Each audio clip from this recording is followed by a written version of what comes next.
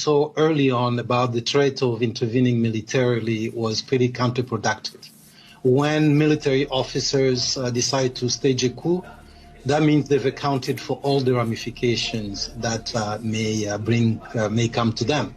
It's like crossing the Rubicon. So threatening with force, I don't think that's an encouraging way. But now that the delegation is on the ground, hopefully they will have serious diplomatic talks that will lead to some resolution to this.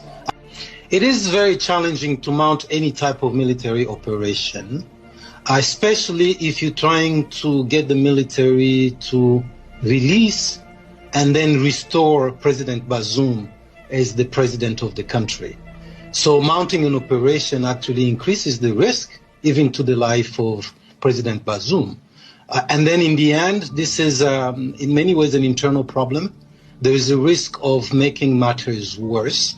We also know that a lot of the leaders in ECOWAS are not particularly democratic themselves. So the issues of legitimacy and credibility from where the message is coming from. So we cannot blame the trends of coups on Niger. The problem is there are many drivers of instability in the region. That instability had started with the invasion of Libya. We need to face those facts as well. And there are issues of bad governance in all those countries. Those coups are similar, but they're not the same. They have common drivers, common sources of instability that lead to coup.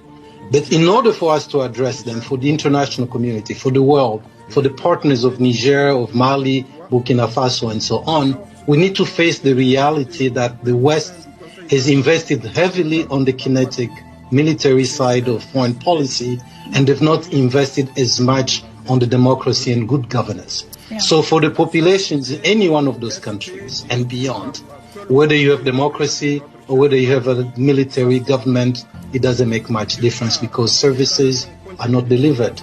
People are still unemployed, eating is a problem, and so on. Where is the difference? The difference will come when we start building